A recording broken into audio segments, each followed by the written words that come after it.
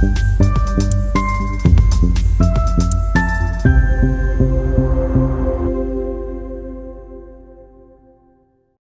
महीने पूर्व Vande Bharat news channel ने एक वृद्ध महिला की खबर प्रसारित की थी। तब जागी न्याय की उम्मीद। महीनों की जन सुनवाई और कलेक्टर के चक्कर लगा रही एक वृद्धा महिला को आखिरकार न्याय की उम्मीद जागी है। अब प्रशासन ने न सिर्फ उनके भरण पोषण की व्यवस्था करने का भरोसा दिया है, बल्कि जरूरत पड़ने पर परिवार के खिलाफ सख्त कानून कार्रवाई की चेतावनी भी दी है। रायसेन कलेक्टर ने लगातार जन सुनवाई में पहुंच रही ग्राम सांचीत की एक वृद्ध महिला की समस्या को गंभीरता से लेते हुए एसडीएम मनीष शर्मा ने भरण पोषण अधिनियम के तहत कार्रवाई के निर्देश दिए हैं। एसडीएम मनीष शर्मा ने बताया कि महिला के परिवार की नियमित आय का आकलन कराया जाएगा। इसके बाद भरण पोषण अधिनियम की धारा 11 के तहत आपसी सहमति से महिला के लिए मासिक भरण पोषण राशि तय की जाएगी, ताकि उसके भोजन और दैनिक जरूरतों की नियमित व्यवस्था हो सके।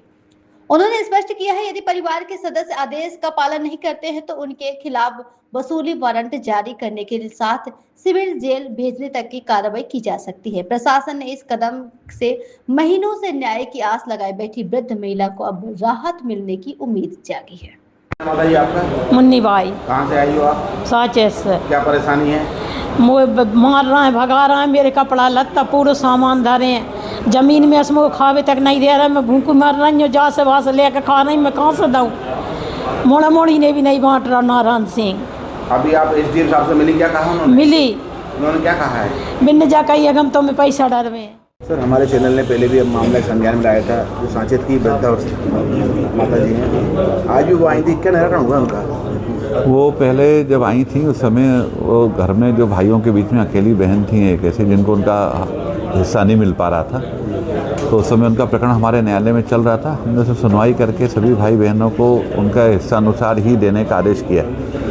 लेकिन अभी उनकी एक दूसरी समस्या थी कि वो चाहे तो वो जो परिवार के लोग जो हैं उनके निराकरण नहीं कर पा रहे, उनको भोजन पानी की व्यवस्था की दिक्कत उनकी बता रही थी। तो हमने उनसे कहा है कि एक बार भरण पोषण अधिनियम में एक बार आएँ, ताकि उनको नियमित रूप से उनके गुजारे के लायक पैसा मिल सके।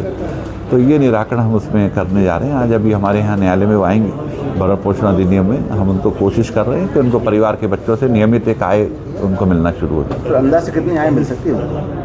ये असल में जब भरण पोषण अधिनियम देखते हैं तो भरण पोषण अधिनियम ये कहता है कि जो बच्चों की जो आय है, जिस तरीके से वो अपने कमा रहे हैं, उस आय का आकलन करके उनको एक नियमित आय जो जिससे माता पिता का आराम से भरण पोषण हो जाए, उतनी आय दी जा सकती है। और ऐसी आय को सेक्शन 11 जो भरण पोषण अधिनियम का है वो ये कहता है कि अगर कोई सहमति से मानता है तो वैसे, अन्यथा वसूली वारंट जारी करके या सिविल जेल की कार्रवाई करके भी दिलाया जा सकता है। कुछ और भी प्रकरण आए हैं? हाँ, अभी ऐसे हम लोगों ने एक आदेश और किया एक प्रकरण में, जिसमें 10,000 रुपये प्रति माह की आय जो बच्चों से सुनिश्चित कराई है उसमें।